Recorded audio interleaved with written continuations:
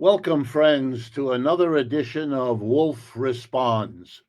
I call this one The Importance of the BRICS.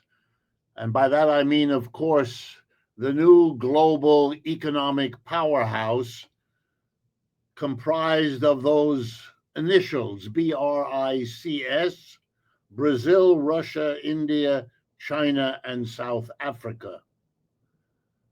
At the very end of August, they have gathered, most of them, not all, but most, in China to celebrate a meeting of the Shanghai Cooperative Organization, which includes a number of BRICS members in China and in Asia, and also to celebrate victory over the Japanese 80 years ago at the end of World War II. But I want to talk to you about the BRICS. And I want you to understand not so much that the BRICS represent a challenge to the United States, which is what the Trump administration and the Biden administration shared as a view, but rather to get us to understand as a nation what the enormous importance of the BRICS has become. And that is as much in reaction to Biden and Trump as for reasons of their own.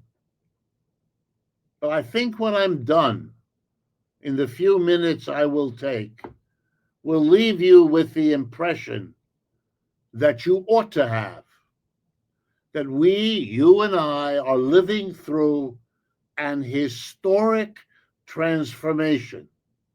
One economic powerhouse, the center of economic growth and wealth and prosperity, is giving way to another. This has happened many times in European history. It has happened many times in world history. Empires arise and they evolve and then they pass away, giving room to others. And sometimes we haven't had a dominating empire. We don't seem to need one, but we've had them for quite a while. They come and they go. BRICS is the new dominant economic powerhouse center. I'm going to show you that in a moment. The United States and its major allies, the so-called G7, that include beyond the United States, Japan, Canada, Britain, France, Italy, and Germany. They are now fading. They are not the dominant center anymore, and it is highly unlikely. I can't predict the future any more than anyone else can, but from everything I see, it's highly likely this pattern, rise of the BRICS, decline of the G7, is going to change anytime soon. So let's begin. In what sense can I speak of the dominant core economic powerhouse in the world being the BRICS today? And when I finish with the economics, I'll turn to the politics, and then I'll turn to the military. Not because the military is all that important, but it's because that's what frightens the United States and so many people when it needn't. Here we go.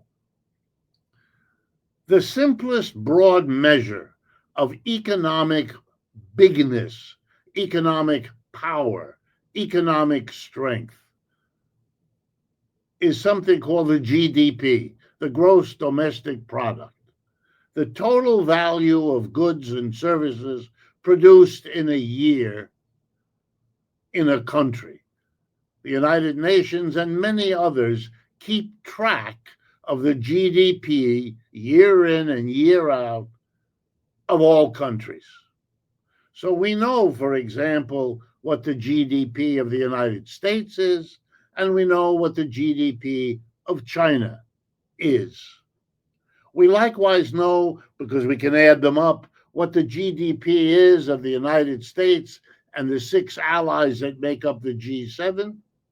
And we know what the GDP is of China and its allies, namely now the BRICS, BRICS. Here we go, folks. These numbers scream a simple message if you dare listen. If you add up the GDP of the United States and its 6 major allies, the so-called G7, it works out to about 29% of the total output of our planet is accomplished by those 7 countries. We have 195 countries in the world, but those 7 alone do 28% of the world's output. What about China and the BRICS?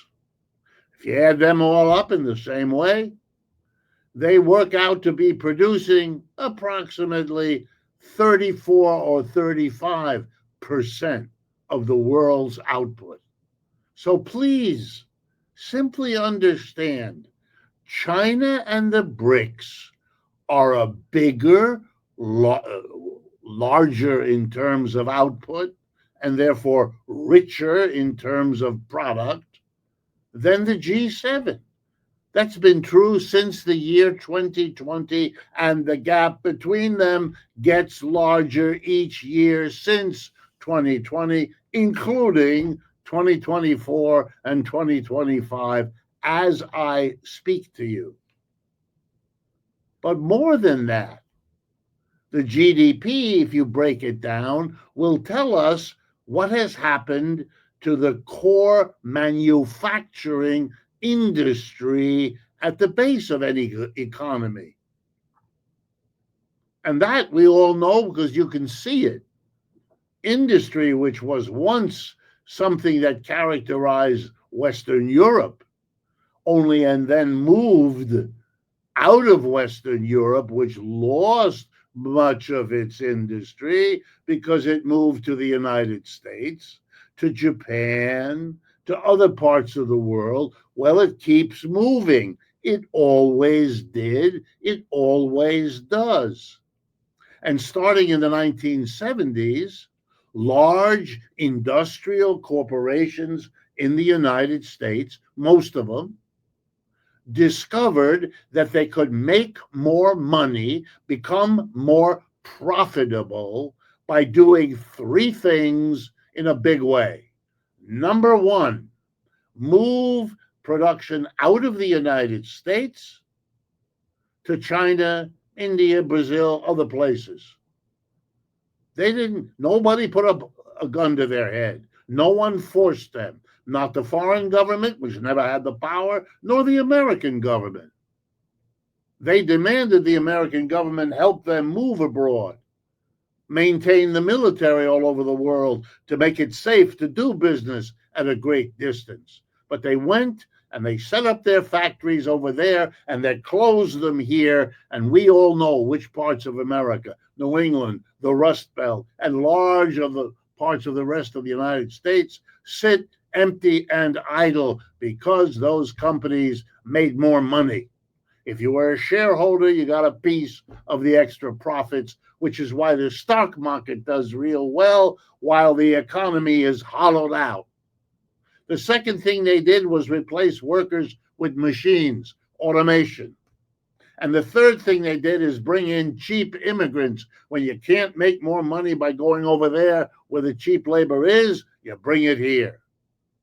That's what they did. And for the 10% of our people who own the companies of this country, it was wonderful. We've had a stock market boom where they became rich. But the other 90% didn't. And that's most of you. And where did the industry go? To the BRICS, to China above all else, to India, to Brazil. Not only to the BRICS, but largely to the BRICS. They became the new center. No one did that to us. We did it to ourselves, because that's how capitalism works. You want to celebrate capitalism, you want to give it a free rein, you want it to pursue profits, you believe in it. Well, that's what it did. The gift it gives you, and the gift it keeps on giving, is the center of economics moving to the BRICS. Now the politics. The BRICS are where the people of this planet live. If you add up all the populations of all the countries that are members or associates in the BRICS, it's way more than half the people on this planet.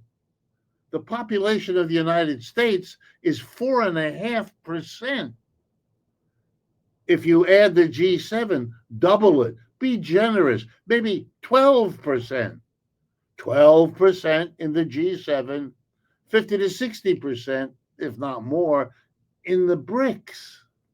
The two biggest countries on earth, China and India, are meeting in China, working all this out. Politically, it's over. More and more votes in the United Nations are everybody against the United States. It can't even hold on to its own allies half the time in the G7. Many votes are the whole world versus the United States and Israel, or the United States and one or two other tiny politically, we are already isolated. It reflects the economic foundation beneath it, but it's politically kind of obvious. The United States chose to fight a war against Russia in Ukraine, to punish Russia for invading Ukraine in order to protect its border from the encroachment of NATO. Whatever you think of that war, Russia is winning. The United States and the Western Europeans have been losing. That's why the line of where the Russians control is now giving at least a third of Ukraine over to the Russians already. And what happened there was a misunderstanding of the BRICS. Why is that? A political disaster like a lost war? Yeah. Here was the mistake. The Americans thought that they could punish the Russians for invading Ukraine by imposing on them massive sanctions, taking billions of money from them that they had stored in Europe, and refusing to buy the oil and gas, which are crucial exports for the Russian economy. One mistake was made. They didn't understand the BRICS, because here's what Russia did. It said, okay, those sanctions would hurt if we had no way to get around them. Okay, you're not buying our oil and gas would really hurt if we can't find anyone else to sell it to. But they found a way to get around the sanctions, which they've done. And they got a way to find new customers for their oil and gas, which they've done. The BRICS did all of that for them, with them. That's the solidarity you get if you're the core new powerhouse of the world economy. Now, finally, the military. And here's the ironic part of all this. The BRICS are a very diverse collection of countries. It's very easy to see that they have different relationships, one versus the other, with the United States. Some of them are still wrapped up in the Western-dominated global economic system that is shrinking, but is still a big, powerful presence. Some of them are Muslim, some of them are Hindu, some of them are neither, some of them are rich, others are quite poor. I mean, there are lots of disagreements, lots of differences, lots of ways that their unity is fragile. It's relatively new. One of the few things that is holding them together is the relentless hostility and enmity of the United States and Western Europe. It's not at all unusual, and most of you know it, that people who might otherwise be at each other's throats will become good friends if they have a common enemy. The BRICS have a common enemy. Doesn't have to be. The United States didn't have to become the enemy. Western Europe didn't have to. They've chosen to. They don't like a challenge, especially a successful one, to the role they used to have. But you know, the disunity is also an enormous strength. This is a message from the philosopher Hegel, the unity of opposites. The BRICS are threatened by their disunity, their differences, but they are also blessed by that disunity. And I'm going to tell you why.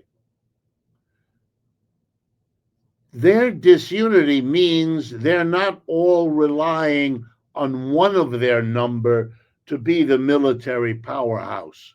Yes, China is the richest member, and China will eventually overwhelm the others, if that's how they go, by its very size and its productivity. The only conceivable challenge to that might be India, but already India is doing that. But the disunity among them means they all have armies. You see, the unity of Europe, the European Union, never had that level of difference that they had their armies after World War II. They had it earlier, but after World War II, they made a decision they now deeply regret. The United States would take over the military. So today, the United States has a global military, 700 bases around the world to try to enforce its empire. But the rest of the G7 have no military to speak of. Laughable. No one takes the military seriously. They're not a global force. That's not true in the BRICS. China and India have, and Indonesia and other countries also have. So the irony is their disunity means they won't go the way Europe does, because Europe is now in danger of falling apart because it has no military, and the United States is not willing to play the role anymore. That's why the war in Ukraine is going so badly for the West. Bottom line, we are in the presence of a historical shift. The United States has been trying now over 10 years to stop it, to contain it, to pivot to Asia. There's 100 ways it's being said. That's not working for these 10 years. China has become regularly more important economically, more important politically, and more important militarily. Army, Air Force, Navy, all of it. And as I said, the BRICS have military power too. We have to come face to face with where we are historically, and we would be a lot better off sitting down with the BRICS and working out a way we can all live on this planet, because the only thing left for the West to contemplate as this process unfolds is nuclear war, and then the game is over for everyone. And if you rule that out, if you're smart enough to do that, then the next thing is to sit down. Otherwise, You're going to spend your treasure and lose lots of people's lives in a fruitless effort to stop the historical process. The British Empire replaced the Dutch. The American Empire replaced the British. The Chinese or a new multinational will replace the American Empire. Let's work that out peacefully, because the alternative is too horrible to contemplate. You can see, I hope, why I call this the importance of the BRICS. And even though the media coverage of the meetings in China are laughable in the narrow focus on things that don't matter, here is an effort to focus on what really counts here for all of us, not just them, but us as well. If interventions like these strike you as useful, please share this video with others. That's why we make them. And if you have the capacity to help us cover the costs of doing it, please know you can go to our website. Lots of ways to donate. It would be enormously appreciated. Thank you.